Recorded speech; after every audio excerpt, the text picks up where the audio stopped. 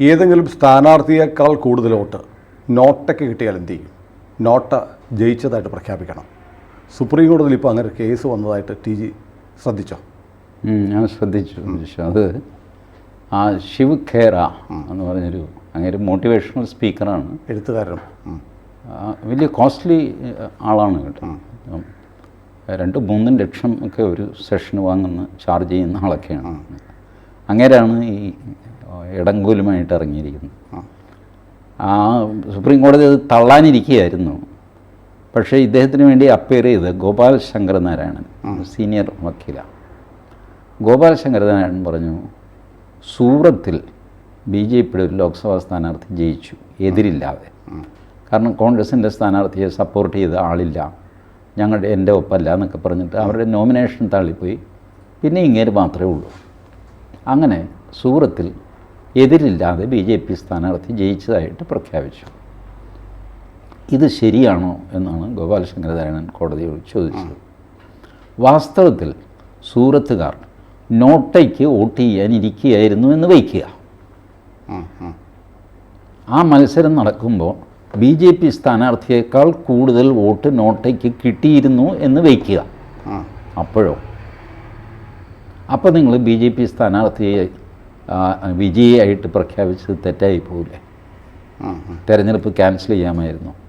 വാസ്തവത്തിൽ BJP സ്ഥാനാർത്ഥിയും നോട്ടയും തമ്മിൽ അവിടെ മത്സരം നടക്കണമായിരുന്നു. അതിൽ നോട്ട തോറ്റാൽ നോട്ട തോറ്റു, ഇദ്ദേഹം ജയിച്ചു. നോട്ടയാണ് ജയിക്കുന്നതെങ്കിലോ how can you say that? NOTA ജയിച്ചു എന്ന് വരാം, കാരണം BJP സ്ഥാനാർത്ഥിയെ ഇഷ്ടപ്പെടുന്നവരാരും ഇല്ലയെന്ന്. അപ്പോഴവിടെ MP ഇല്ലാതാവില്ലേ? അല്ല, അത് വേറൊരു സിറ്റുവേഷനാണ്. നിങ്ങൾ തെരഞ്ഞെടുപ്പ് ക്യാൻസൽ, ഇയാളെ ഏകപക്ഷീയമായിട്ട് വിജയിയായിട്ട് പ്രഖ്യാപിക്കരുതായിരുന്നു. നോട്ടയുമായിട്ട് തെരഞ്ഞെടുപ്പ് നടക്കണമായിരുന്നു. നോട്ട ഒരു ഫിക്ഷണൽ കാൻഡിഡേറ്റ് ആണ്. ഫസ്റ്റ് പാർട്ട് ഓക്കെ, സെക്കൻഡ് പാർട്ടിലാണ് പ്രശ്നം. റിയൽ കാൻഡിഡേറ്റ് അല്ല, പക്ഷേ ഫിക്ഷണൽ കാൻഡിഡേറ്റ് ആണ്.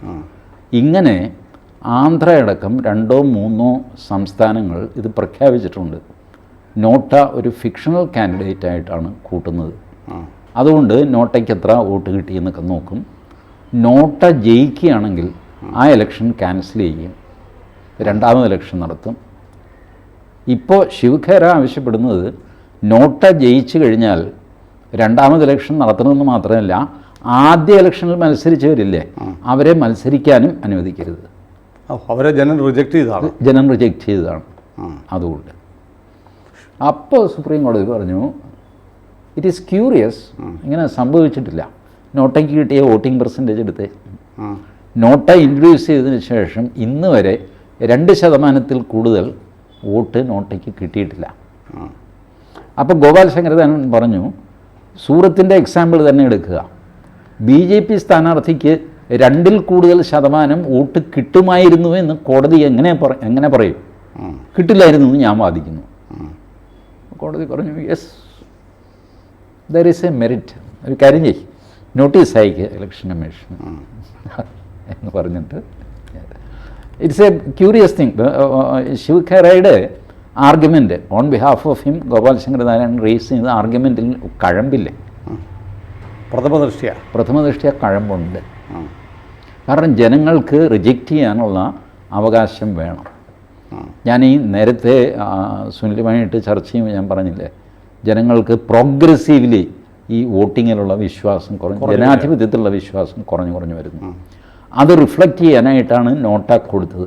പക്ഷേ നോട്ടയ്ക്ക് പോലും വോട്ട് ചെയ്യാൻ ഞാൻ പോണില്ല എന്ന് തീരുമാനിച്ചാൽ എന്ത് ചെയ്യും? ബട്ട് ശിവഖേരയുടെ ആർഗ്യുമെൻറ്റ് നോട്ടയ്ക്ക് വോട്ട് ചെയ്യാൻ തീരുമാനിക്കുന്നു. ഇപ്പോൾ സൂറത്തിലെ ജനങ്ങൾ എക്സൈറ്റഡ് ആവും. ആരും വേണ്ട, ആര് വന്നാലും കണക്കാണെന്നൊക്കെ പറഞ്ഞിരുന്നവർ ഒരുത്തൻ മാത്രം വരുന്നു എന്ന് പറഞ്ഞാൽ എന്നാൽ പിന്നെ അവനെ കൂടെ തീർത്തേക്കാം, തുരുതുരാ വന്നിട്ട് നോട്ടയ്ക്ക് വോട്ട് ചെയ്യില്ല എന്ന് ആര് കണ്ടു? ഇതാണ് വാദം. അപ്പോൾ ആ തിരഞ്ഞെടുപ്പ് ഇപ്പോഴത്തെ ചട്ടങ്ങളനുസരിച്ച് നിങ്ങളത് ഡിക്ലെയർ ചെയ്തു, ഓക്കെ, ആ തിരഞ്ഞെടുപ്പൊന്നും ഇയാൾ ചലഞ്ച് ചെയ്യുന്നില്ല. ബട്ട് ഈ പ്രോസസ്സ് ആരാണ് ഈ നോട്ട? നോട്ടയ്ക്ക് ഒരു സ്ഥാനാർത്ഥിയുടെ സ്റ്റാറ്റസ് കൊടുക്കണം. NOTA is a candidate, he is always there. അതുകൊണ്ട് എതിരില്ലാതെ തിരഞ്ഞെടുത്തു എന്ന് പറയുന്നൊരു ഏർപ്പാട് ഇല്ലാതെ പോകും. എതിരുണ്ട് നോട്ടയുമായിട്ട് മത്സരിച്ച് നിങ്ങൾ ജയിച്ചോ, അപ്പോൾ നിങ്ങൾക്ക് 1 ലക്ഷം വോട്ട് കിട്ടി, നോട്ടയ്ക്ക് 10 കിട്ടിയുള്ളൂ. നിങ്ങൾ 99,99,990 നിങ്ങൾ ജയിച്ചു. പക്ഷേ 10-ൽ 10 നോട്ട പിടിച്ചു. മിടുക്കനല്ലേ അവൻ? ഒരു നോട്ട. അപ്പോൾ കാൻഡിഡേറ്റ് എന്ന് പറഞ്ഞു കഴിഞ്ഞാൽ ജീവനുള്ള ഒരു ആളാണ്, സിറ്റിസണാണ്. NOTA fictional കാൻഡിഡേറ്റാണ്. കാരണം നോട്ട ഒരു കാൻഡിഡേറ്റ് ആവണമെങ്കിൽ നോട്ടയെ സപ്പോർട്ട് ചെയ്ത് nomination paper, NOTA nomination paper file ചെയ്തിട്ടുണ്ടോ? ഇല്ല. നോട്ടയെ സപ്പോർട്ട് ചെയ്ത് വോട്ടർമാരുണ്ടോ? ഇല്ല. അവരൊക്കെ ചേർന്നിട്ടാണല്ലേ ഈ നാമനിർദ്ദേശ പത്രിക സമർപ്പിക്കുന്നു. നോട്ട പോയിട്ട് സമർപ്പിച്ചിട്ടില്ലല്ലോ ഇത്. പിന്നെ നോട്ട എങ്ങനെ സ്ഥാനാർത്ഥിയാവും? ഇതൊരു ചോദ്യമല്ലേ. അതുകൊണ്ടാണ് നോട്ടയെ ഫിക്ഷണൽ കാൻഡിഡേറ്റ്, സങ്കല്പത്തിലുള്ള സ്ഥാനാർത്ഥി. അയാൾ നോമിനേഷൻ പേപ്പറൊന്നും കൊടുത്തിട്ടില്ല, പക്ഷേ അയാൾ സ്ഥാനാർത്ഥിയാണ്. ഇങ്ങനെ പ്രഖ്യാപിക്കണം. അപ്പോഴാണ് സുപ്രീം കോടതി പറഞ്ഞത് വളരെ ക്യൂറിയസ് ഒരു പോയിൻ്റാണ്, നമുക്ക് ആലോചിക്കാം, അഡ്മിറ്റ് ചെയ്യുന്നുണ്ട്.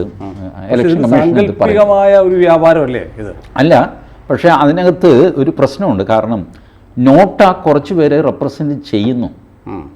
നൺ ഓഫ് ദ എബവ് എന്ന് അഭിപ്രായമുള്ള ആളുകളുടെ പ്രതിനിധിയായ സ്ഥാനാർത്ഥിയാണ് നോട്ട. നോമിനേഷൻ കൊടുക്കുക, രണ്ടുപേരുടെ പിന്തുണ വേണ്ട, ഇതൊന്നും ഉണ്ടാവാത്ത സ്ഥിതിക്ക് എങ്ങനെ സ്ഥാനാർത്ഥിയായിട്ട് കണക്കാക്കാൻ പറ്റും? അല്ല, അങ്ങനെ ചെയ്യാൻ പ്രാക്ടിക്കൽ പ്രശ്നമുണ്ട്. അതെ. അപ്പോൾ കാരണം ഈ നൺ ഓഫ് ദ എബവ് എന്ന അഭിപ്രായമുള്ള ആളുകളുടെ അഭിപ്രായം, ആ അഭിപ്രായത്തിന് ജനാധിപത്യത്തിൽ വിലയില്ലേ? ഉണ്ടാവേണ്ടതല്ലേ? ഈ കിഴങ്ങന്മാരെ 10 ആശന് കൊള്ളില്ലാത്തവരാണ് ഈ 3 പ്രധാനപ്പെട്ട പാർട്ടികളും പിന്നെ നിൽക്കുന്ന സ്വതന്ത്രന്മാരും ഒക്കെ തല്ലിപ്പുള്ളികളാണ്. ഇവർ കൊള്ളില്ലാത്തവരാണ്. ഇതറിയിക്കാനാണ് നോട്ട. അപ്പോൾ ആ അഭിപ്രായമുള്ളവരുടെ പ്രതിനിധി ആരാ? നോട്ട. അതിൻ്റെ പ്രതിനിധിയായിട്ടൊരു സ്ഥാനാർത്ഥിയെ നിർത്താൻ പറ്റില്ല. കാരണം അയാൾ സർവസമ്മതനല്ല. അയാൾക്കെതിരെ ആൾക്കാരുണ്ടാകും. അതുകൊണ്ട് ഒരു ഫിക്ഷണൽ കാൻഡിഡേറ്റായിട്ട് നോട്ടയെ വയ്ക്കാൻ പറ്റുള്ളൂ പ്രാക്ടിക്കലി. അങ്ങനെ വെച്ചാലേ ഇവരുടെ അഭിപ്രായം റിഫ്ലക്റ്റ് ചെയ്യുള്ളൂ. അങ്ങനെ വെച്ച സ്ഥിതിക്ക് പിന്നെ എതിരില്ലാതെ ആർക്കും ജയിക്കാൻ പറ്റില്ല. അതുകൊണ്ട് സൂറത്തിലെ എലക്ഷൻ ഇപ്പോഴത്തെ ചട്ടമനുസരിച്ച് എലക്ഷൻ കറക്റ്റാണ്. അതുകൊണ്ട് ആ എലക്ഷൻ ചലഞ്ച് ചെയ്യുന്നില്ല. ബട്ട് ആ പ്രോസസ്സ് മാറ്റിയിട്ട് എതിരില്ലാതെ തിരഞ്ഞെടുക്കുക എന്ന് പറയുന്ന കലാപരിപാടി അവസാനിപ്പിക്കണം. പക്ഷേ വേറെ ഹൈപ്പോത്തറ്റിക്കലായിട്ടുള്ള ഒരു കാര്യത്തിന് വേണ്ടി സുപ്രീം കോടതി എത്രയോ ലക്ഷക്കണക്കിന് കേസുകളാണ് നമ്മുടെ കോടതികളിൽ കെട്ടിക്കിടക്കുന്നത്. അവിടെ ഇതിനു വേണ്ടി സമയം ഇതെല്ലാം കൂടെ ചേർത്ത് സുപ്രീം കോടതിയിൽ ഒരു 15 മിനിറ്റാണ്. സുപ്രീം കോടതി പ്രൊസീഡിങ്സ് അറിയാവുന്നവർക്കറിയാം. ഒക്കെ ചേർത്ത് ഒരു 15 മിനിറ്റ് ഇദ്ദേഹം ഈ പോയിന്റ് പറയുന്നു. റൈറ്റ്, ജഡ്ജി മറ്റേ ജഡ്ജിയോട് സംസാരിക്കുന്നു. Okay, you have A point, we understood notice may be issued and let us see. ചിലപ്പോൾ ഇത് 5-8 വർഷം വരാതെ കിടക്കും ഈ കേസ്. അത് കഴിഞ്ഞായിരിക്കും പൊങ്ങി വരുന്നത്. അപ്പോഴത്തേക്ക് ഈ ചീഫ് ജസ്റ്റിസ് ആയിരിക്കില്ല, വേറെ ആരെങ്കിലും ആയിരിക്കും ഇങ്ങനെ സംഭവിക്കും. അതുകൊണ്ട് കോടതിയുടെ വിലപ്പെട്ട സമയം പാഴാക്കി എന്നൊക്കെ പറയില്ല. മാത്രമല്ല ശിവഖേര ഒരു ഇങ്ങനെ കോടതിയിൽ അലമ്പുണ്ടാക്കുന്ന ആളൊന്നുമല്ല. I think probably this will be his first public interest litigation. അല്ല, തിരഞ്ഞെടുപ്പ് പ്രക്രിയ സ്വാഭാവികമായി ഇവോൾവ് ചെയ്തു വരാം. വോട്ടിംഗ് മെഷീൻ വന്നു, നോട്ട വന്നു. നാളെ ഒരുപക്ഷെ ആളുകളെ റീകോൾ ചെയ്യാനുള്ള സംവിധാനം വരെ ഇന്ത്യയിലും വരുമായിരിക്കും. വന്നു വരാം. അപ്പോൾ അതിനിടയ്ക്ക് അത് സ്വാഭാവികമായി സംഭവിക്കേണ്ട ഒന്നാണ്. ഇതിപ്പോൾ ഒരിടത്ത് ഇത്രയും 540 ജനാധിപത്യത്തിൽ അവിഭാജ്യമായ ഒരു തൂണാണ് ജുഡീഷ്യറി. അവർക്കൊരു റോളുണ്ട്, അവരത് വഹിക്കുന്നു. ഈ ബഹളത്തിന് നമുക്ക് കോടതിയും ഓർഡർ കൊണ്ടുവന്നു എന്നൊക്കെ ചോദിച്ചു. കോടതി ഓർഡറൊന്നും ഇല്ല, ആകെ ഇത് പരിഗണിക്കേണ്ട ഒരു വിഷയമാണെന്ന് പറഞ്ഞു, നോട്ടീസ് അയച്ചു. That is all what has happened. നാളെ നോട്ട MP എന്ന് പറയേണ്ടി വരുമോ? നോട്ടയാണ് MP എന്ന് പറയേണ്ടി വരില്ല. കാരണം അതൊരു ഫിക്ഷണൽ കാൻഡിഡേറ്റ് ആണല്ലോ. നോട്ട ജയിച്ചു എന്ന് പറഞ്ഞു കഴിഞ്ഞാൽ ആ തെരഞ്ഞെടുപ്പ് ക്യാൻസലായി എന്നാണ് അർത്ഥം. വീണ്ടും ഇലക്ഷൻ നടത്തണം. ആ ഇലക്ഷനിൽ ഇയാളുടെ പോയിന്റ് എന്താണെന്ന് വെച്ചാൽ നേരത്തെ തോറ്റ ആൾക്കാരുണ്ടല്ലോ നോട്ട, അവരും മത്സരിക്കരുത്. അത് അവർ സമ്മതിക്കാൻ പോകുന്നില്ല. കാരണം ഇപ്പോൾ സാഹചര്യം മാറി, അതെ, എന്നെ പറ്റിയുള്ള അഭിപ്രായം മാറി എന്നൊക്കെ. സോ ഉണ്ട്. അതെ, അത് ഇതെല്ലാം കൂടെ കൂടിക്കുഴഞ്ഞ് അവസാനം ഒരു തീരുമാനം ഇതിനാകും. മേ ബി 5 വർഷം 10 വർഷം 15 വർഷം കഴിഞ്ഞാവാം. ഇതാണ് ജനാധിപത്യത്തിൻ്റെ ഒരു സ്വഭാവം. അതിങ്ങനെ സ്വയം നവീകരിച്ചു കൊണ്ടിരിക്കും. പുതിയ ആശയങ്ങൾ ആൾക്കാർ കൊണ്ടുവരും. ഇതുവരെ നമ്മളാരും ആലോചിക്കാത്തൊരു പോയിന്റ് അല്ലേ പലതവണ നോട്ടാന്ന് പറഞ്ഞു. എന്നാൽ ഈ ഒരു അവസ്ഥ ഗുജറാത്തിലെ സൂറത്തിലെ കാര്യം ചർച്ച ചെയ്തപ്പോൾ പോലും നമ്മൾ ഓർത്തില്ല. ഏതായാലും ശിവഖേര കൊണ്ടുവന്നിരിക്കുന്ന ഒരു പുതിയ ചിന്തയാണ്. സുപ്രീം കോടതി എങ്ങനെ പരിഗണിക്കുമെന്ന് നോക്കാം നമുക്ക്. വലിയ ബുദ്ധിമുട്ടാണ്. ഈ പറഞ്ഞ പുലിവാലികളൊക്കെ ഉണ്ട്. ഇവരെ വീണ്ടും ഹർഡിൽസ് മത്സരിപ്പിക്കണോ? ഹർഡിൽസ് ഒരുപാടുണ്ട്. അതിലൊരു പുതിയ തോട്ടാണ്, പുതിയൊരു തോട്ടാണ്, ഫ്രഷ് തോട്ടാണ്. ഒരു കോൺട്രിബ്യൂഷനാണ് ഡെമോക്രസിക്ക്, അല്ലാതെ ഒരു ശല്യമാണ് എന്ന് ഞാൻ പറയില്ല. കോടതി അത് പ്രത്യേക ഡേറ്റും ഒന്നും പറഞ്ഞിട്ടില്ല. ഇത്രാം തീയതിക്കകം അഫിഡാവിറ്റ് വേണം, അതൊന്നും ചോദിച്ചിട്ടൊന്നുമില്ല. നോട്ടീസ് അയച്ചു. അത്രയ്ക്ക് അർജൻസിയെ കോടതിയും കാണുന്നുള്ളൂ. അത് അത്രേ ഉള്ളൂ. ശിവഖേര ഹിംസെൽഫ് ഇത് അർജൻറ്റാണ്, ആകാശിടിച്ച് വീഴുമെന്ന് പുള്ളി വാദിച്ചുമില്ല. ഇതൊരു പ്രശ്നമല്ലേ എന്ന് ചോദിച്ചു. കോടതി ആദ്യം ഒന്നും മടിച്ചു. എന്താണ് ഇപ്പം ഇത്, നോട്ടയ്ക്കൊന്നും കിട്ടിയിട്ടില്ലല്ലോ, ഒന്നും കിട്ടിയിട്ടില്ല എന്ന് വിചാരിച്ചിട്ട് ഒന്നും കിട്ടില്ല എന്ന് തീരുമാനിക്കാമോ? പാടില്ലല്ലോ. അതെ അതെ, ഏതായാലും കൗതുകരമായൊരു കേസാണ് അത്. ഇന്നല്ലെങ്കിൽ നാളെ അതിൽ കോടതി എന്തെങ്കിലും അതായത് വീണ്ടും വീണ്ടും തെരഞ്ഞെടുപ്പിന് മത്സരിക്കുന്നവരുണ്ട്, അവരെ വിലക്കണം എന്ന് പറഞ്ഞിട്ട് അത് നിൽക്കുന്നുണ്ട് വരെ. അത് കേസായിട്ടില്ല. ഇത് ഇയാൾ പ്രായപൂർത്തിയായതിനു ശേഷം സകല തെരഞ്ഞെടുപ്പിന് നോമിനേഷൻ കൊടുക്കും.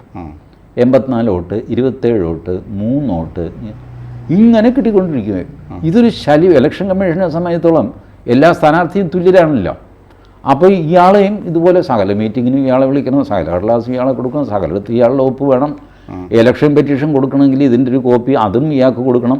നാരായണൻകുട്ടി 34 വയസ്സേ ആയുള്ളൂ. കക്ഷി ഓരോ തെരഞ്ഞെടുപ്പിലും, നമ്മുടെ ലോക്കൽ തെരഞ്ഞെടുപ്പിലും മത്സരിക്കും, അസംബ്ലി വരുമ്പോൾ മത്സരിക്കും, ലോക്സഭ വരുമ്പോൾ മത്സരിക്കും. 2 നോട്ടീസ് അടിച്ചിട്ട് 4 വീട്ടിൽ കൊടുത്തിട്ട് വീട്ടിൽ കിടന്നുറങ്ങും. പുള്ളിയുടെ പേര് വരണമെന്ന്. ഇത് ഒരു ശല്യമല്ലേ? ഇവർ നിയന്ത്രിക്കണ്ടേ? ഇവരെ എങ്ങനെ നിയന്ത്രിക്കും? ഒരു പൗരന് തെരഞ്ഞെടുപ്പിൽ നിൽക്കാൻ അവകാശമുണ്ട്. പക്ഷേ ഇങ്ങനെ നിന്ന് ആളുകളുടെ സമയം കെടുത്തുന്ന, മെനക്കെടുത്തുന്ന നിപ്പുണ്ടല്ലോ. നിന്ന് അവസാനം ആളുകൾക്ക് ഇക്കുറി ഇവനായിക്കോട്ടെ എന്ന് തോന്നിയാലോ? അപ്പോഴും അങ്ങനെ വകുപ്പുണ്ട്. അതെ, എത്രയോ കാലമായി ഇരിക്കട്ടെ അവരുടെ വോട്ട്. പണ്ടൊരു കഥയല്ല, കേരളത്തിൽ എവിടെയോ പഞ്ചായത്തിൽ ഈ ബസ് സ്റ്റാൻഡിലെ ബസ് ഷെൽട്ടറിൽ കിടന്നുറങ്ങുന്ന ഒരു സ്ത്രീയെ സ്ഥാനാർത്ഥിയാക്കി ഏതൊരു പഞ്ചായത്തിൽ ജയിപ്പിച്ചിട്ടുണ്ട്. അതൊക്കെയുണ്ട്. പഞ്ചായത്ത് തിരഞ്ഞെടുപ്പ് വിചിത്രമായൊരു തിരഞ്ഞെടുപ്പാണ്. അതിൽ ഒരുപാട് അത്ഭുത സംഭവങ്ങളൊക്കെ ഉണ്ട്. ഏതായാലും നോട്ട വെറും നോട്ടയാവാതെ ഒരു കരുത്തുള്ള പ്രതീകമായി, ജനാധിപത്യ പ്രതീകമായി മാറുകയോ ഇല്ലയോ എന്ന് സുപ്രീം കോടതി എന്തെങ്കിലും വിധി പറയുമായിരിക്കും. യെസ്.